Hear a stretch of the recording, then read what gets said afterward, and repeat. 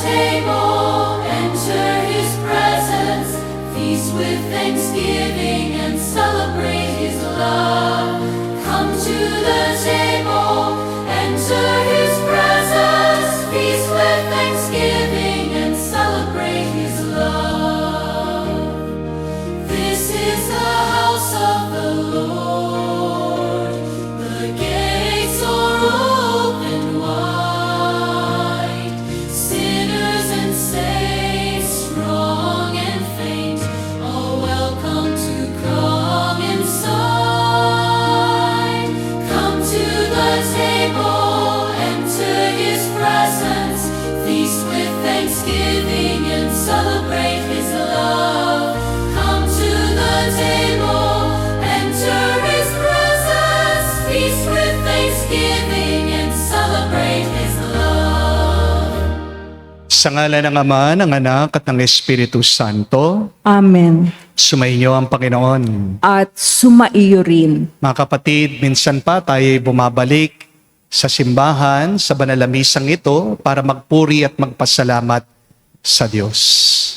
Atin siyang pinapasalamatan dahil pinagkalooban niya tayo ng mga ama para maging gabay natin dito sa buhay na ito.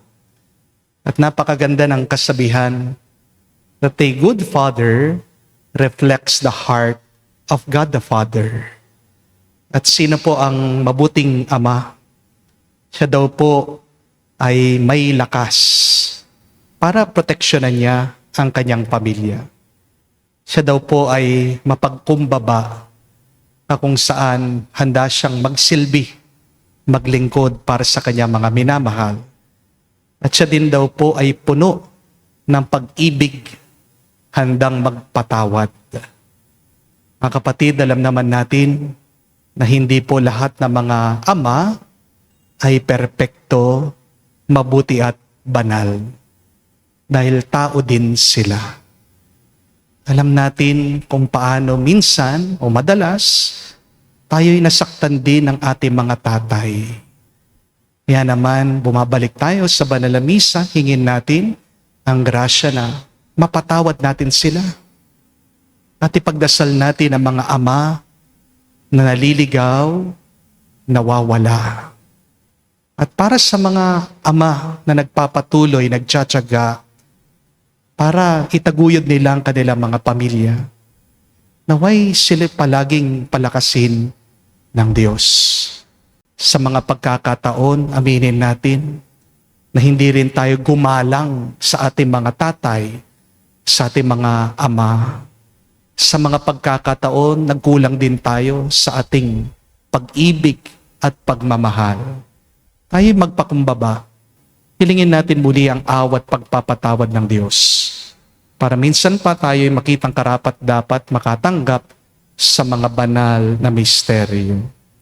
Inaamin ko Sa makapangyarihang Diyos at sa inyo, mga kapatid, na lubha akong nagkasala sa isip, sa salita, sa gawa, at sa aking pagkukulang. Kaya isinasamo ko sa mahal na Birheng Maria, sa lahat ng mga anghel at ang mga banal, at sa inyo, mga kapatid, na ako'y ipanalangin sa Panginoong ating Diyos. kaawaan tayo na makapangyarihang Diyos, patawarin tayo sa ating mga kasalanan, at patnubayan tayo sa buhay na walang hanggan. Amen.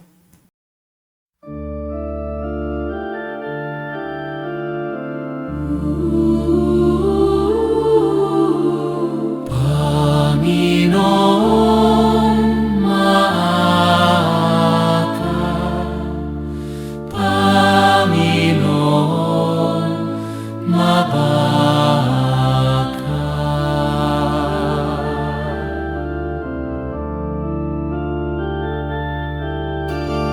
Kristo, maawa ka. Kristo, maawa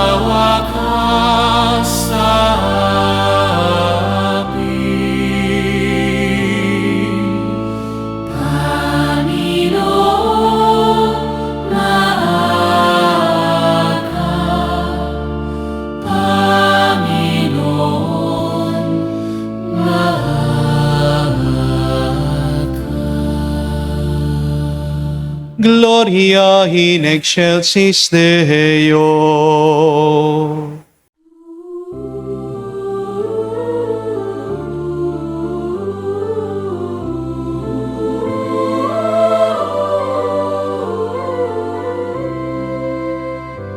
Luwalhati sa Diyos sa kaitaasan, kaloob sa lupa ay kapayapaan. Pinupuri ka at ipinagdarangal, sinasamba ka dahil sa dakila mong kaluwalhatian.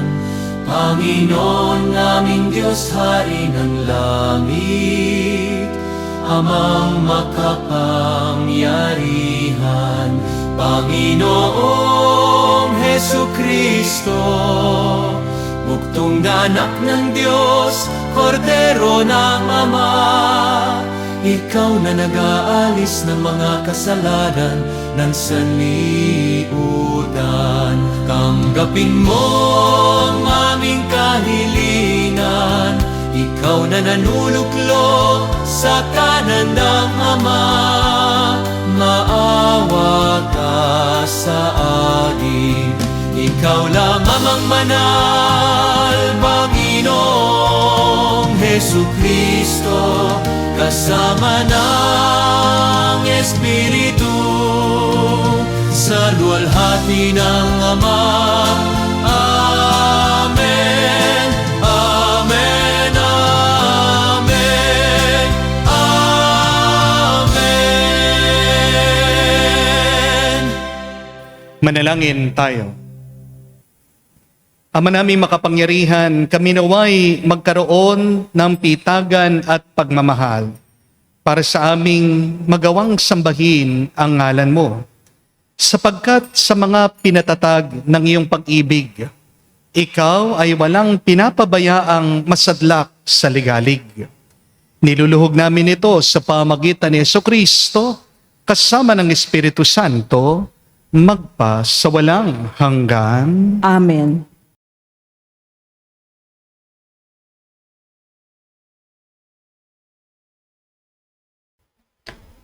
Pagbasa mula sa aklat ni Propeta Eremias.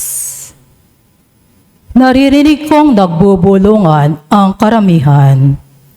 Tinagurian nilang akong kilabot saan man. Sinasabi nila, isuplong natin. Pati matatalik kong kaibigay, naghahangad ng aking kapahamakan. Wika pa nila, marahil ay malilin lang natin siya. Pagkatapos, dakpin natin at paghigantihan. Subalit ikaw nasa panig ko poon, malakas ka't makapangyarihan. Madarapa ang lahat ng umuusig sa akin. Hindi sila magtatagumpay kailanman. Mapapahiya sila sapagkat hindi sila magwawagi. Mapapahiya sila habang panahon, at ito'y hindi na makakalimutan. Makatarungan ka kung sumubok sa mga tao. Poon, Diyos na makapangyarihan, alam mo ang laman ng kanilang mga puso't isip, kaya't ikaw ang maghiganti sa mga kaaway ko. Ipinagkakatiwala ko sa mga kamay mo ang aking kapakanan. Awitan ninyo ang Panginoon, inyong puriin ang poon, sapagkat iniligtas niya ang mga api mula sa kamay ng mga gumagawa ng masama. Ang salita ng Diyos. Salamat sa Diyos.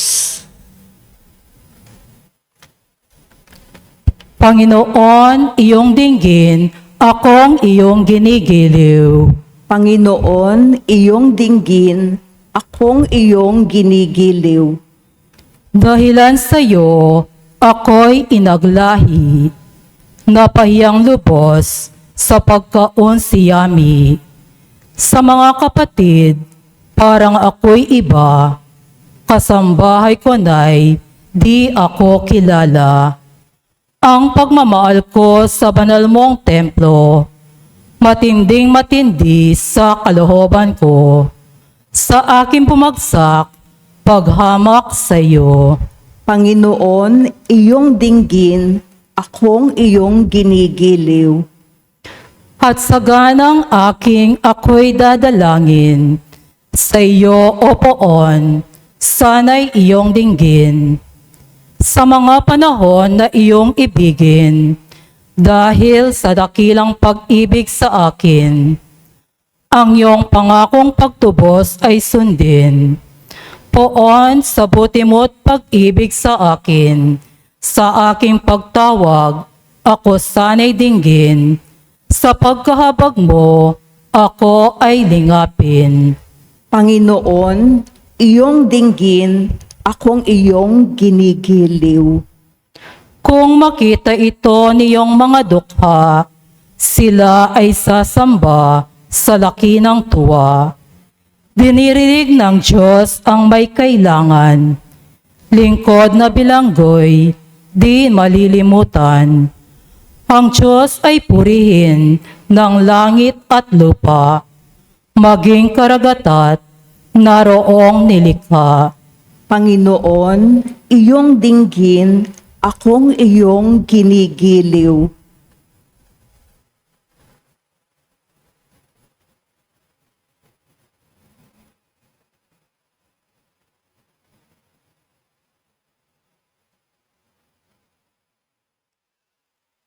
Pagbasa mula sa sulat ni Apostol San Pablo sa mga taga-Roma.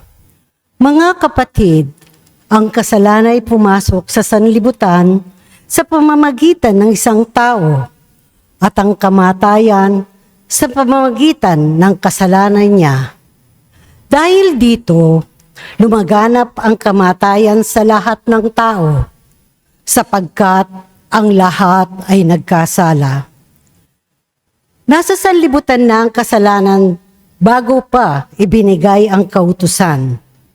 Ngulit, walang pinananagot sa kasalanan kung walang kautusan. Gayunman, naghari mula kay Adan hanggang kay Moses, kahit sa mga tao ng pagkakasalay di tulad ng pagsuway ni Adan.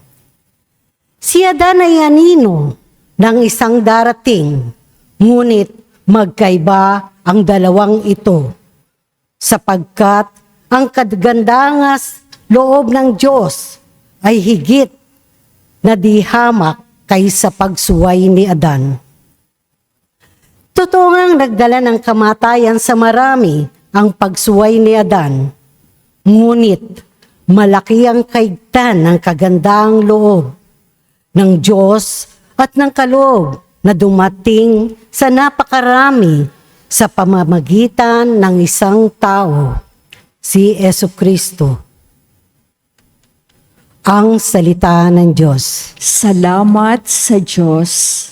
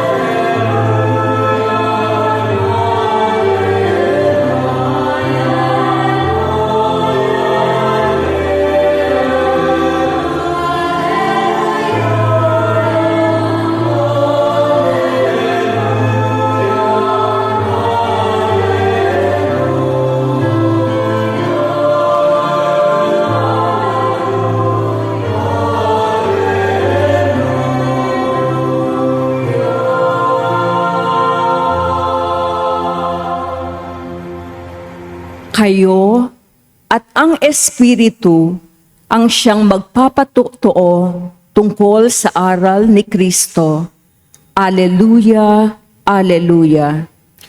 Sumainyo ang Panginoon. At sumaiyo rin. Ang mabuting balita ng Panginoon ayon kay San Mateo.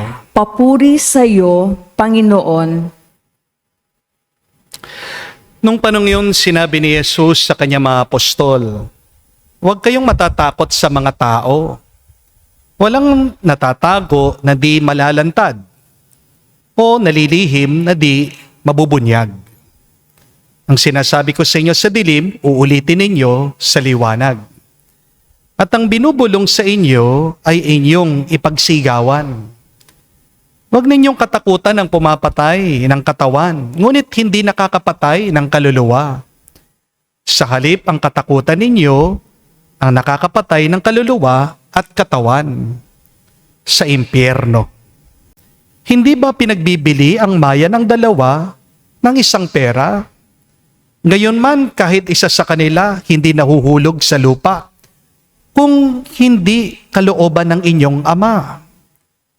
Maging ang buhok ninyo bilang na lahat. Kaya huwag kayong matakot. Higit kayong mahalaga kaysa sa libo-libong maya. Ang sino mang kumilala sa akin sa harapan ng mga tao, ay kikilalanin ko rin naman sa harapan ng aking Amang nasa langit. Ngunit ang magtatwa sa akin sa harapan ng mga tao, ay itatatwa ko rin naman sa harapan ng aking Amang nasa langit. Mga kapatid, ang mabuting balita ng ating Panginoon. Pinupuri ka namin, Panginoong Hesu Kristo. Magandang araw po muli sa inyong lahat. Magandang araw po, Father. Bago po ang lahat, girit naman po natin ang ating mga ama, ang ating mga tatay dito. Happy Father's Day. Palakpakan po natin sila. Happy Father's Day po. Mga misis, request lang po, pakikiss nyo naman yung mga asawa nyo. Ha? Kailan po yung huling pagkiss nyo sa kanila? Yung iba po sinasabi, ay Father, pag tumanda na po kayo, parang magkapatid na lang kayo. Paalaala po ha, nung kinasal po kayo, pangako nyo, mag-asawa kayo, hindi po kayo maging magkapatid. Amen? O, pakikiss nyo po yung mga asawa nyo para sa akin. Chup-chup, muamwa. Isa po marahil sa pinakasikat na boksingero sa ating kasaysayan ay si Muhammad Ali.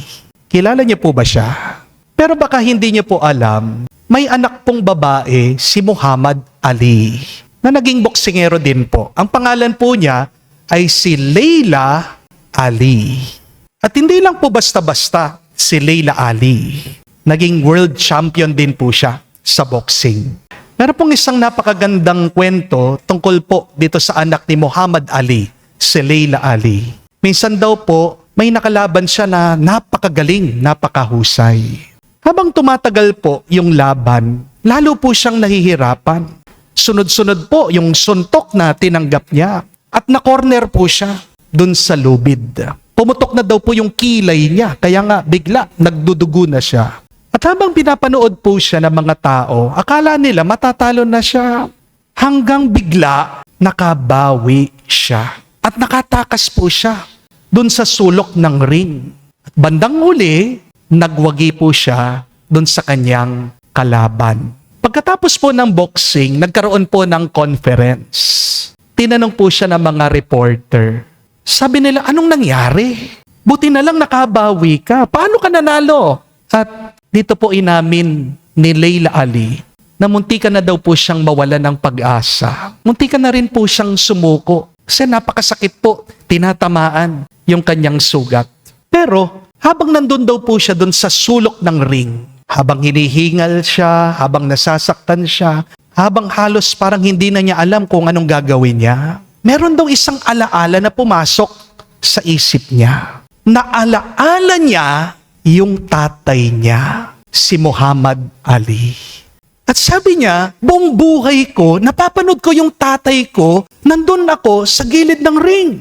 At naalaala ko kung paano yung aking ama, marami ding beses na corner siya sa ring Pero natalo niya yung mga magagaling niyang kalaban. Si Joe Frazier, si Sonny Liston, si George Foreman. At bigla-bigla daw po, dahil sa alaalang ito, alam niyo po nasabi niya sa kanyang sarili, anak ako ni Muhammad Ali.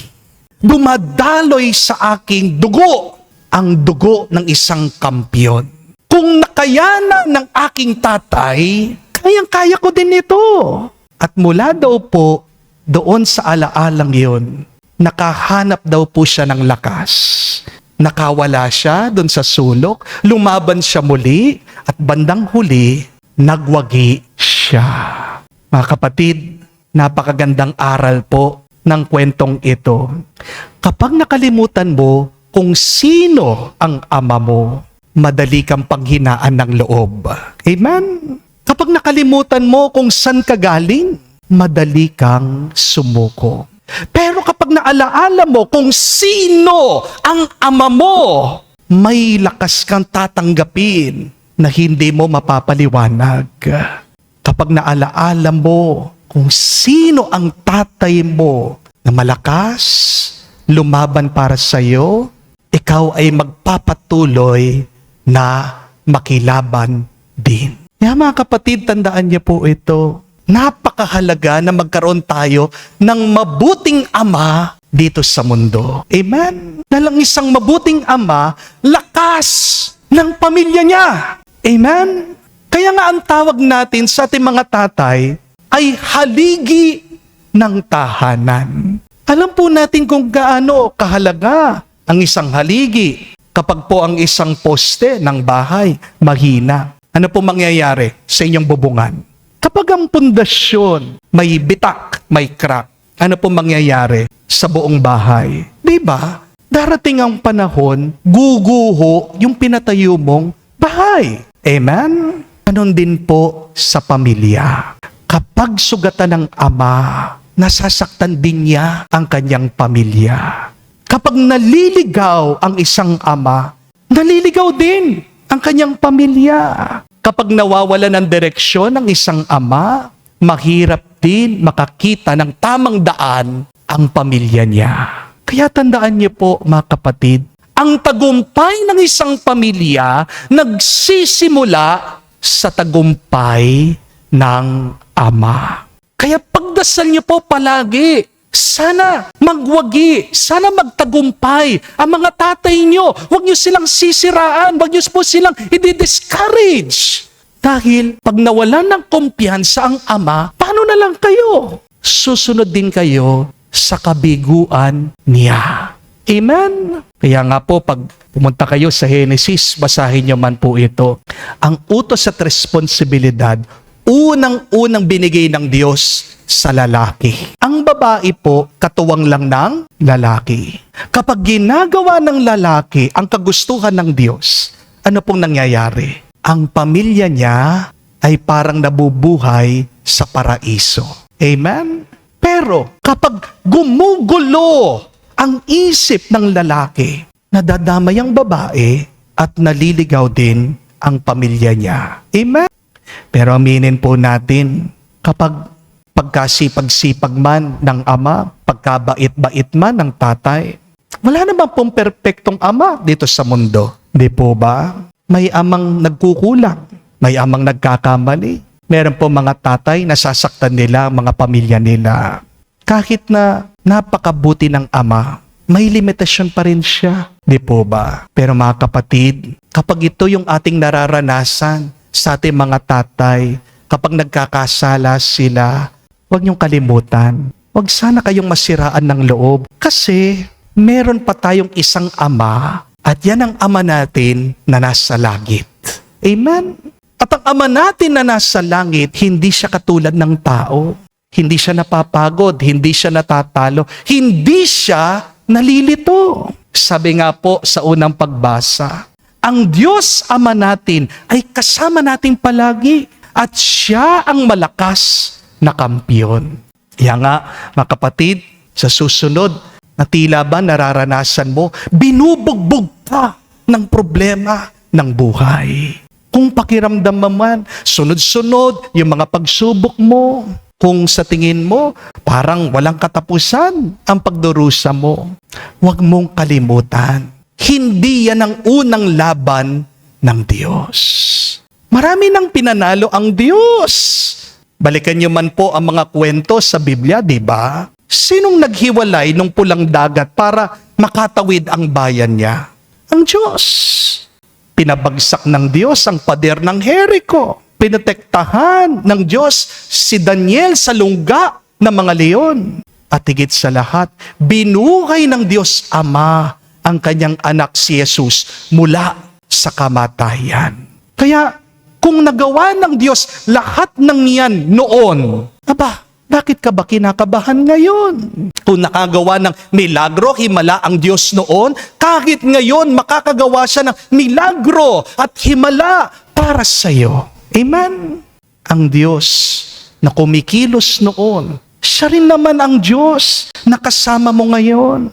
Ang Diyos nagbukas ng daan noon, siya rin naman ang Diyos na magbubukas ng daan para sa iyo ngayon. Kung ang Diyos napigilan niya ang bagyo noon, siya rin ang Diyos na magpapatahimik ng bagyo ng iyong problema ngayon. Kaya nga po, dito tayo pinapaalalahanan ni Jesus sa ating ebanghelyo. Sabi niya, huwag kayong matatakot. Do not fear. Huwag tayong matatakot hindi dahil walang nakakatakot. Huwag tayong matatakot dahil meron tayong malakas na Diyos Ama na humaharap sa lahat ng nakakatakot. Ang sabi pa nga ni Jesus, ang Diyos ang nag-aalaga sa mga ibon. Hindi niya hinahayaan na bumagsak, mamatay ang bawat isa dito. Kung nga ang Diyos Ama, sabi niya, alam niya, bilang niya ang ating mga buhok. Ibig sabihin, alam niya lahat na nangyayari sa'yo. Ano pa ang ating ikakabahala? May napakaganda pong kwento tungkol po sa isang maliit na bata nakasakay sa eroplano. Habang nasa himpapawid daw po yung eroplano, lumilipad ito. Napakasaya daw po nung bata nakaupo, naglalaro po ng kanyang iPad. Wala po siyang problema, wala po siyang inaalala. Bigla-bigla daw po dumaan yung eroplano sa isang matinding turbulence. Nagsimula daw po umuuga yung eroplano. Kasi napakalakas po ng hangin. Nanginginig po yung pakpak. Nagtinginan po yung mga tao. Ilan po sa kanila napadasal. Namutla po yung iba. Meron pong isang matandang lalaki katabi po ng bata. Pinagpapawisan po siya. Mahigpit na mahigpit po ang kanyang hawak sa kanyang upuan. Halos hindi po mapakali ito pong matanda. Pero napansin po nitong matandang lalaki, bakit yung katabi niyang bata tuloy-tuloy pa rin sa paglalaro. Tawa ng tawa, nakangiti. Parang walang nangyayari sa kanya. Kaya hindi po mapigilan. Magtanong nitong matanda, sabi, Iho, hindi ka ba natatakot? Ngumiti lang daw po itong bata at sabi niya, hindi po. Lalo pong nagtaka, napakakamot. Ito pong matanda, sabi niya, bakit hindi ka natatakot? At alam niyo po, napakasimple lang ng sagot ng bata. Ang sabi niya, hindi po ako takot. Kasi po, yung tatay ko ang piloto. Mga kapatid, hindi po ba yan ang pananampalataya? Ang pananampalataya ay hindi pagkawala ng bagyo, problema, o suliranin natin sa buhay. Kahit manali ka sa Diyos, may unos pa rin, may pagsubok pa rin. Pero pwede kang maging kalmado. Bakit? Kasi alam mo kung sinong may hawak ng buhay mo. Amen? Kaya nga po, kasasabi natin fear starts where faith ends. Alam niyo kung kailan nagsisimula yung takot? Kapag nakakalimutan natin sino ang kasama natin. Amen? Natatakot ka kapag nakatingin ka sa bagyo. Natatakot ka kapag nakatingin ka sa iyong mga problema. Kaya pinanghihinaan ka ng loob. Kapag nakatingin ka sa mga posibilidad ng iyong pagkatalo. Diyan nasisiraan ka ng loob. But remember, my dear friends, faith starts where fear ends. Baliktarin niyo po yung nararanasan niyo. Tandaan niyo kung sino ang inyong ama. At makikita niyo magbabago lahat. ng iyong buhay, ng inyong nararanasan sa inyong puso. Ang mabuting balita, ito po. Pinaglalaban tayo palagi ng ating Ama na nasa langit. Pinagtatanggol tayo palagi ng Diyos Ama. At araw-araw, pinapalakas tayo ng Panginoon. Tandaan niyo po, pinaglalaban niya tayo. At kapag pinaglalaban ng isang ama ang kanyang pamilya, diyan pinagpapala ang pamilya niya. Don't forget that. When a man fights for his family, he blesses his family. Pero kabaliktaran din po ang nangyayari. When a father fights his family, he curses his family. Kapag ang ama naninigaw, nananakit, silang unang sumisira ng kapayapaan ng kanilang mga kabahayan. Di po ba? Kapag kayo po ay napupuno ng galit, kayo po mga ama, nasasaktan niyo po ang inyong mga misis. Natatakot ang inyong mga anak. At unti-unti nawawala po yung saya sa loob ng inyong mga tahanan. Amen? Kaya mga ama, mga tatay, mga haligi po ng inyong mga bahay, sana naman ipaglaban niyo ang inyong mga pamilya. Huwag niyong labanan ang mga pamilya niyo. Amen? Ipaglaban niyo ang inyong mga pamilya sa bisyo. Ipaglaban niyo ang pamilya niyo sa tukso. Ipaglaban niyo ang pamilya niyo laban sa takot, laban sa galit, laban sa kawalan ng pag-asa. Hindi po kailangan ng mga pamilya natin ng mga perpektong ama. Wala namang perpekto dito sa mundo, di po ba? Ang kailangan lang ng pamilya natin ay isang ama na handang lumaban para sa pamilya niya. Amen? Hari nawa, maging kamukha po kayo ng Diyos. Kayong maging champion ng inyong mga pamilya. At kapag ginaya niyo ang Diyos, mapupuno ng tuwa, pag-asa at kapayapaan ang inyong mga tahanan. Amen? May napanood po ako, napakagandang video tungkol po sa isang ama. Meron pong isang tatay, nagtatrabaho po sa mechanic shop. Punong-puno po siya ng grasa. Yung kamay niya, napakadumi po ng kanyang damit, ng kanyang itsura. Pagod na pagod po ang kanyang katawan. Habang siya po ay nagtatrabaho, dumating po yung kanyang 7-year-old na anak na babae. Nakadamit po yung kanyang anak na babae na parang prinsesa. Napakaganda po ng kanyang buhok. Nagpa-makeup po yung bata. May suot pong maliit na korona. Birthday po pala ng bata. At bago po pumunta yung bata doon sa kanyang birthday party, gusto muna po niyang ipakita yung kanyang sarili sa kanyang tatay. Lumapit po yung bata doon sa kanyang ama. Umikot po doon sa harapan ng kanyang ama. At sabay tanong, "Daddy, maganda po ba ako?"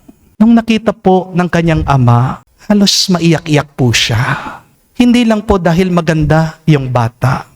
Naiiyak po yung ama kasi sa isang iglap, naalaala po ng tatay bakit siya nagpupuyat. Naalaala po ng tatay kung bakit siya nagtitiis sa init. Naalaala po ng ama bakit umuuwi siya na pagod na pagod.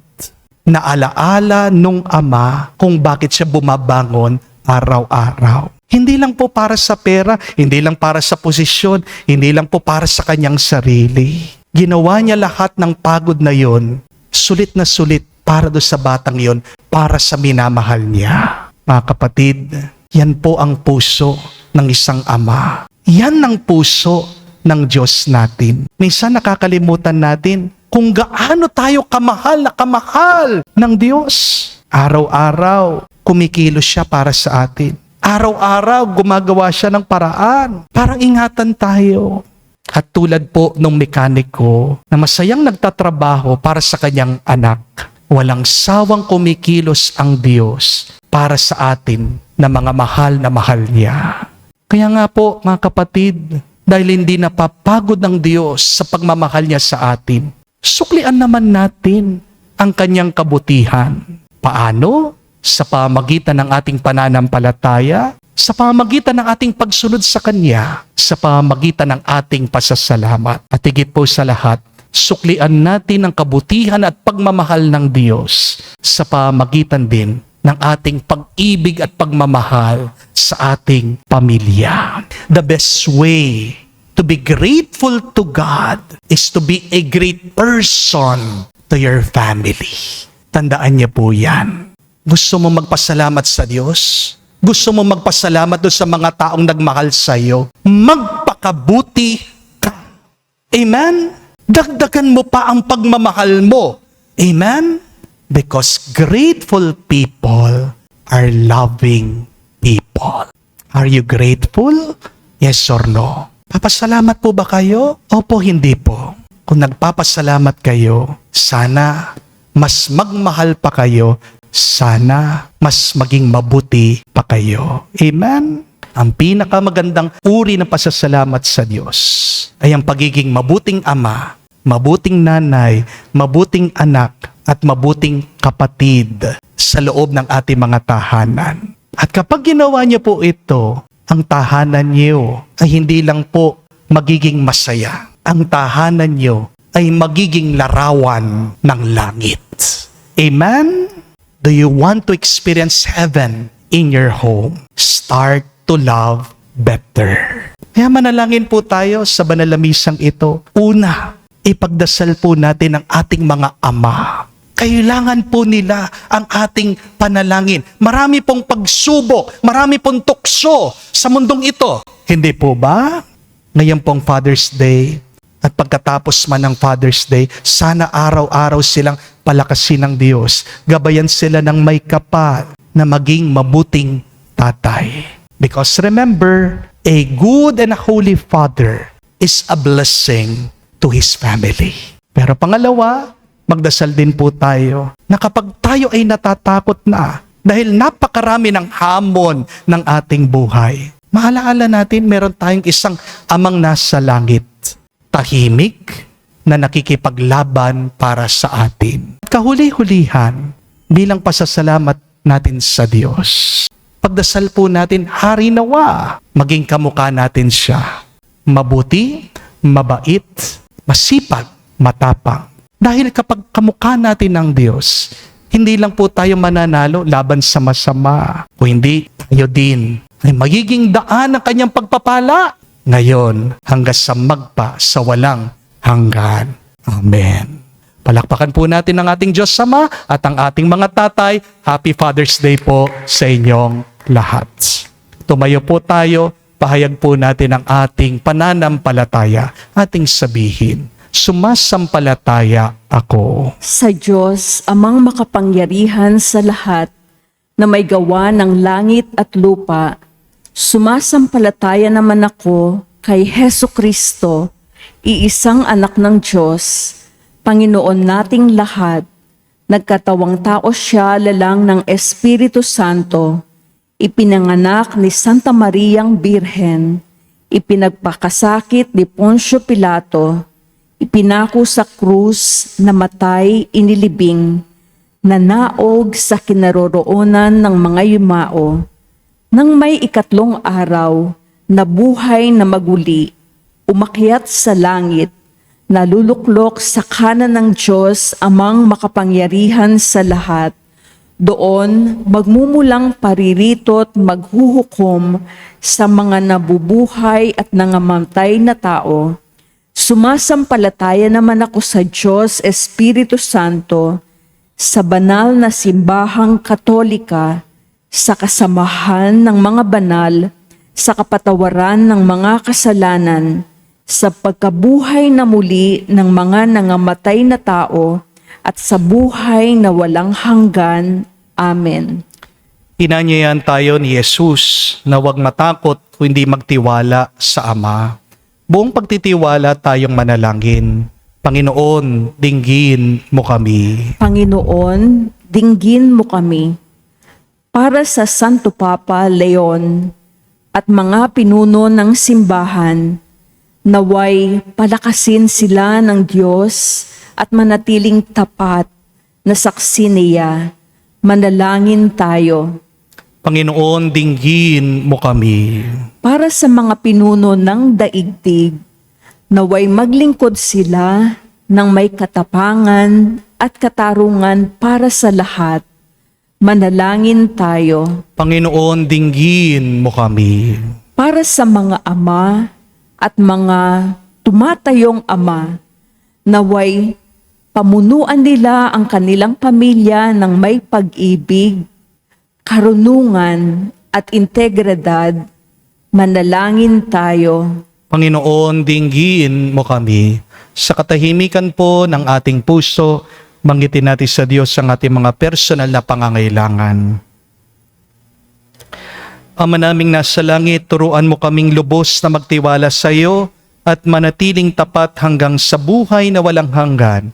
Hinihiling namin ito sa pamagitan ni Kristo, aming Panginoon. Amen.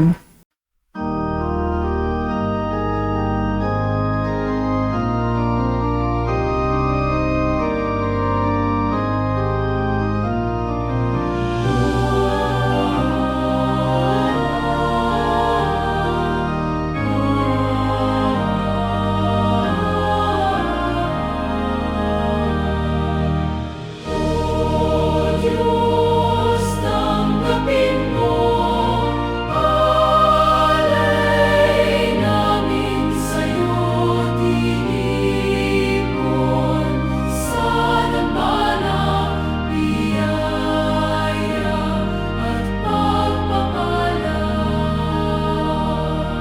Bunga ng aming pagsisikap, hatid namin sa iyong altar. Paspasan mo't gawing nararapat sa pag-ibig mong matapat. O Diyos, tanggapin mo, alay namin sa'yo tinipon, sa dambana, biyaya at pagpapala. Manalangin kayo mga kapatid, para ang ating mga paghahain ay kalugdan ng Diyos amang makapangyarihan. Tanggapin nawa ng Panginoon itong paghahain sa iyong mga kamay, sa kapurihan niya at karangalan, sa ating kapakinabangan at sa buong sambayanan niyang banal. Ama naming lumikha, tanggapin mo ang aming paghahain ng papuri sa iyong kabutihan sa amin. Sa dulot nawa nitong kadalisayan, kami naway makapag-alay ng iyong kinalulugdan.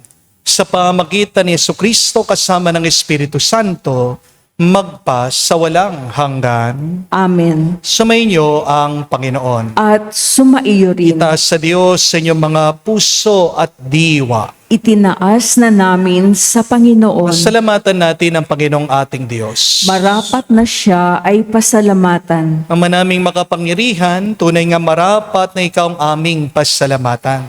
Nasa iyong aming buhay, pagkilos at pag-iral. Sa pamumuhay namin araw-araw, tinatamasa namin ang iyong pagmamahal. Sa pag-ibig mong pinunla sa sangkatauhan, ang Espiritu Santo'y unang aning bigay ng anak mong naglagak sa amin ng katiyakan, nakalaang mabuhay kami sa piling mo kailanman. Kaya kaisa na mga anghel nagsisiawit ng papuri sa iyo. Nang walang humpay sa kalangitan, kami nagbubunyi sa iyong kadakilaan.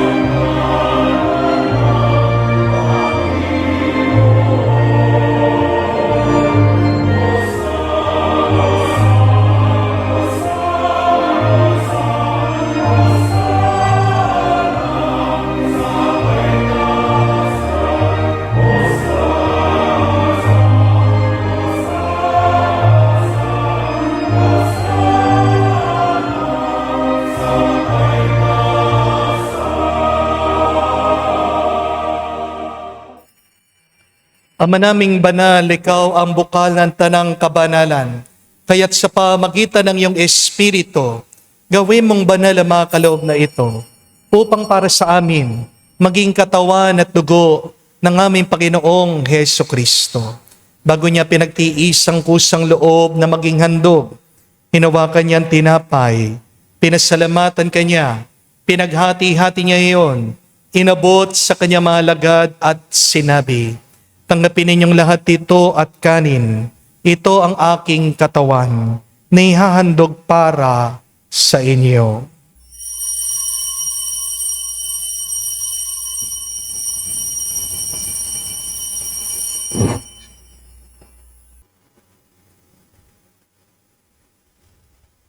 Gayon din naman na matapos ang hapunan, hinawakan niyang kalis. Muli kanyang pinasalamatan. Nabot niya kalis sa kanyang mga alagad at sinabi, "Tanggapin ninyong lahat ito at inumin. Ito ang kalis ng aking dugo, ng bago at walang hanggang tipan. Ang aking dugo na ibubuhos para sa inyo at para sa lahat, sa ipagpapatawad ng mga kasalanan. Gawin ninyo ito sa pag-alaala sa akin."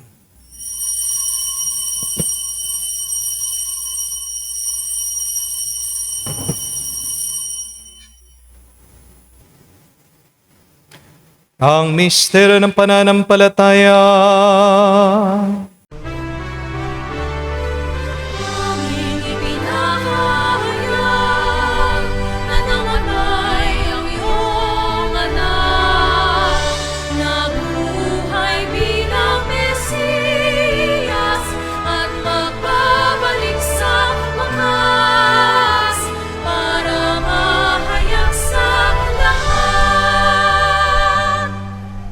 Ama, ginagawa namin ngayon ang pag-alaala sa pagkamatay muling pagkabuhay ng iyong anak. Kaya tinialay namin sa iyong tinapay nagbibigay buhay at ang kalis sa nagkakaloob ng kaligtasan. Kami nagpapasalamat dahil kami yung minarapat na tumayo sa harap mo para maglingkod sa iyo. Sinasamo namin kami magsalo-salo sa katawan at dugo ni Kristo ay mabuklod sa pagkakaisa sa pamagitan ng Espiritu Santo. Amalingapin mong iyong simbahan, laganap sa buong daigdig. Puspusin mo kami sa pag-ibig. Ay San Leon ang aming Santo Papa, si Florentino aming Arsobispo at ng Tanang Kaparian. Alalahanin mo rin ang aming mga kapatid na nahimlay may pag-asang muling mabubuhay. Gayon din naman lahat ng mga pumanaw. Kawan mo't sila't patuloyin sa iyong kaliwanagan. Kawan mo't pagindapatin kaming lahat, makasalo sa iyong buhay na walang wakas. Kaisa na mahal na Birhen Maria, Ina ng Diyos. Kaisa ni San Jose, ang kanyang malwalhating esposo. Kaisa ng mga apostol, lahat ng mga banal na namuhay dito sa daigdig na kalugod-lugod sa iyo. May pagdiwang nawa namin ang pagpupuri sa ikararangal mo sa pamagitan ng iyong anak, aming Panginoong Heso Kristo. Sa pamamagitan ni Kristo, kasama niya at sa Kanya, ang lahat ng parangal at papuri ay sa iyo, Diyos Ama, makapangyarihan, kasama ng Espiritu Santo, magpasawalang hanggan. Amen. Amen. Amen.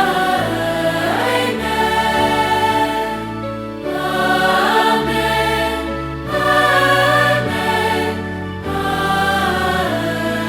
Amen. Sa nakagaling na utos sa turo ni Jesus sa Panginoon natin at Diyos, ipahayag natin ang lakas, loob.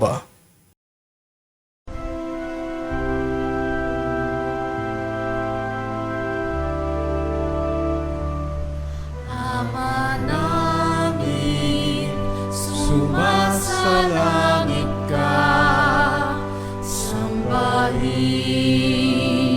ang ngalan mo, mapasa amin ang kaharian mo, sundin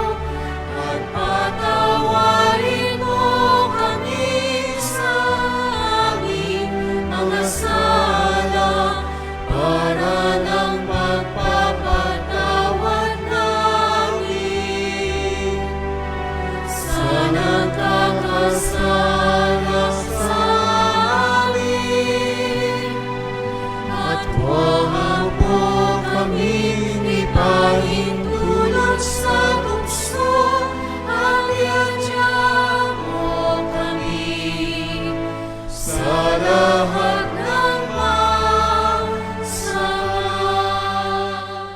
Hinihiling namin kami, Adya, sa lahat ng masama, pagkalooban ng kapayapaan araw-araw, ligtas sa kasalanan, ilayo sa lahat ng kapahamakan, samantalang aming pinanabikan ang dakilang araw ng pagpapahayag ng tagapagligtas naming si Hesus Kristo. Sapagkat iyo ang kaharian at ang kapangyarihan at ang kapurihan magpakailanman. Amen. Panginoong Hesus Kristo, sinabi mo sa mga apostol, kapayapaan ang iniwan ko sa inyo, ang aking kapayapaan binibigay ko sa inyo.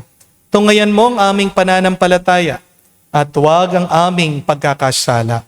Pagkalooban mo kami ng kapayapaan at pagkakaisa ayon sa iyong kalooban, kasama ng Espiritu Santo, magpa sa walang hanggan. Amen. Kapayapaan ng Panginoon ay laging sumainyo.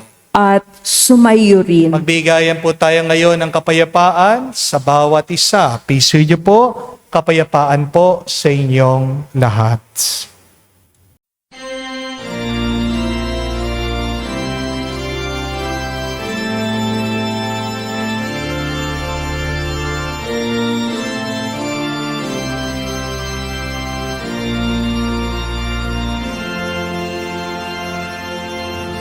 Kordero ng Diyos na nagalis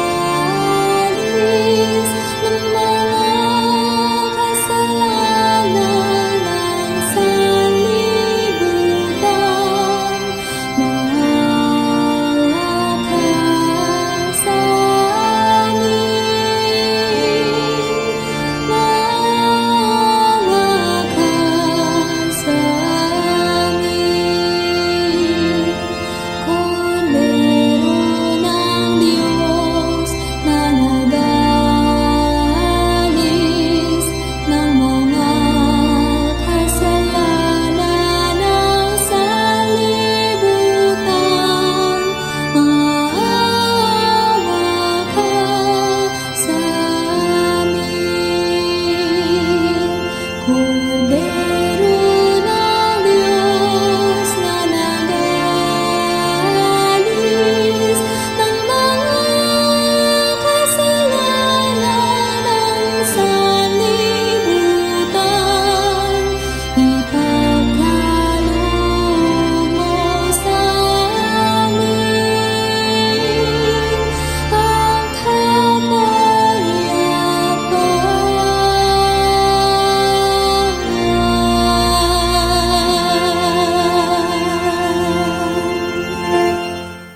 Mga kapatid, naririto ang ating Panginoong Jesucristo, ang Kordero ng Diyos. Siya nag-aalis sa mga kasalanan ng sanlibutan. Mapalad tayong lumalapit sa piging ng Kordero. Panginoon, hindi ako karapat-dapat na magpatuloy sa iyo, ngunit sa isang salita mo lamang ay gagaling na ako.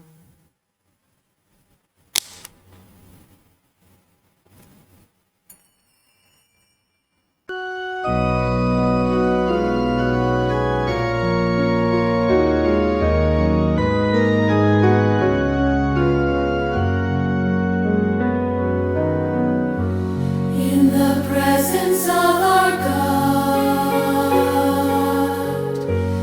as we gather here in Christ, feel the Spirit breathe upon us, the breath of life, grace and divine. We have come to break the bread. We have come to share our lives. Let us bring these fruits to the table. The love of God, yours and mine.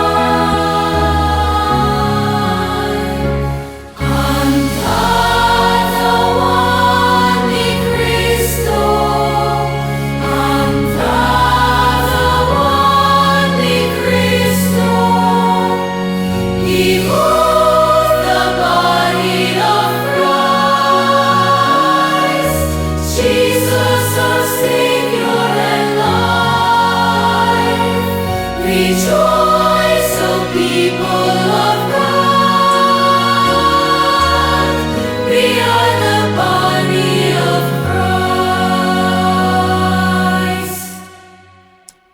Inanyayahan ko po kayong lumuhod at ipagdasal po natin ang ating mga kapatid na may sakit. Panalangin para sa mga may sakit. Panginoong Yesus, lumalapit po kami sa iyo ngayon upang idulog ang kagalingan ng mga may sakit. Haplusin niyo po sila at pagkalooban ng panibagong lakas upang sila ay muling makapaglingkod sa iyo. Patawarin niyo po sana sila sa kanilang mga kasalanan at pagkalooban din ng kagalingang pangkaluluwa. Amen. Sa katahimikan po ng ating puso, banggitin natin sa Diyos ang pangalan ng ating mga kapatid na may sakit. Hinihiling namin ito sa ngalan ni Kristo, aming Panginoon. Amen. Panalangin para sa mga OFW. Ama, pinapanalangin namin sa iyo ang natatanging kahilingan ng lahat ng mga nagtatrabaho sa ibang bansa. Tulungan mo sila bawat sandali ng kanilang buhay habang nasa ibang bansa. Palakasin mo sila kapag pinanghihinaan sila ng kalooban. Pagalingin mo sila tuwing nagkakasakit. Aluin mo sila kapag nalulungkot sila. Ilayo mo sila sa namang masama at kapahamakan upang magpatuloy sila lagi sa kanilang buhay. Mapahalagan nawa ng kanilang pamilyang bawat sakripisyo nila sa ibang bansa upang wag masayang ang kanilang pagpapagal. Kawan at pagkalooban mo ng biyaya ang lahat ng mga OFW dahil sa iyo lamang aasa at wala ng iba pa. Ang lahat ng ito ay aming sama-samang panalangin sa ngalan ni Jesus. Amen. Banal na mukha ni Jesus. Kaawaan mo kami. Tumayo po tayo. Manalangin tayo. Ama naming mapagmahal, kaming nakinabang sa katawan at dugo ng iyong anak ay sumasamo sa iyong habag upang ang aming taimtim na ginanap ay maging pagtanggap namin sa tiyak mong pagliligtas. Sa pamagitan ni Jesucristo kasama ng Espiritu Santo, magpa sa walang hanggan. Amen. Muli po, maraming salamat sa ating po mga bisita at followers na nakasalo natin sa ating banal na misa ngayong pong linggo, ngayong pong Father's Day. Palakpakan po natin ang ating mga bisita, lalong-lalo na ang ating po mga walang sawang online mass goers at ating mga kapatid na nasa ibang bansa. We are still praying for you. Please stay well and be well. Handaan niyo po ng isang mabuting ama ay isang blessing o pagpapala sa kanyang pamilya. Kaya palagi nating ipagdasal ang ating mga ama. Amen? At kung man napariwara, kung man naligaw ng landas ang isang ama, meron pa rin tayong isang ama na nasa langit na walang sawang lumalaban para sa atin. Yan ang dahilan ng ating lakas ng loob. Yan ang dahilan ng ating tapang. Yan ang dahilan bakit hindi dapat tayo matakot. Dahil ang Diyos Ama, palagi niyang inaalagaan lahat ng nilalang niya. Lalong-lalo na tayong kamuka at kawangis niya. Hindi tayo pababayaan ng Diyos Ama. Alam niya lahat na nangyayari sa atin. Mismong bilang ng ating buhok, alam niya. Pero mga kapatid, kung talaga nagpapasalamat tayo, nagpupuri tayo sa Diyos, sana sundan natin ang ugali ng ating Diyos Ama. If you're truly grateful to God, be a great person. Amen? Dahil kapag naging kamukha ka niya, naging kawangis ka niya, gumagawa ka ng paraiso o gumagawa ka ng langit dito sa mundo. Palagi araw-araw, pagdasal po natin ang bawat isa, lalong-lalo na ang ating mga tatay. Please pray for them. Huwag kayong magsawang manalangin, magdasal para sa kanila. Dahil kapag ang isang ama masipag, nagtatrabaho para sa kanyang pamilya, tama ang kanilang landas. Hindi po ba? Hindi sila malilito, hindi sila mawawala. Kaya po, sa puntong ito, hayaan niyo pong ipagdasal natin ang ating mga ama.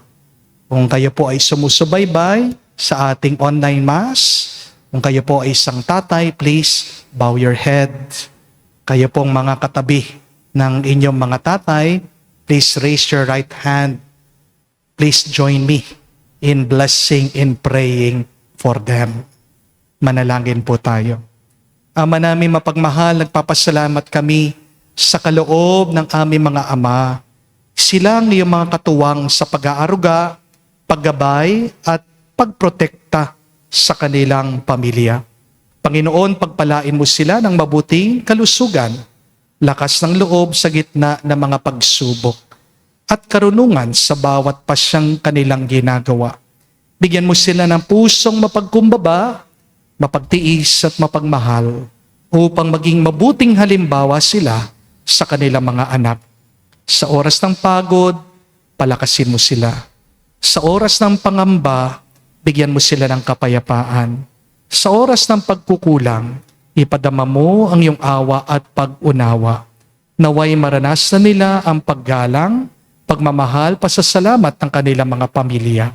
Turuan mo silang maging larawan ni San Jose, matapat, masipag, tahimik na naglilingkod, at lubos na nagtitiwala sa iyong kalooban.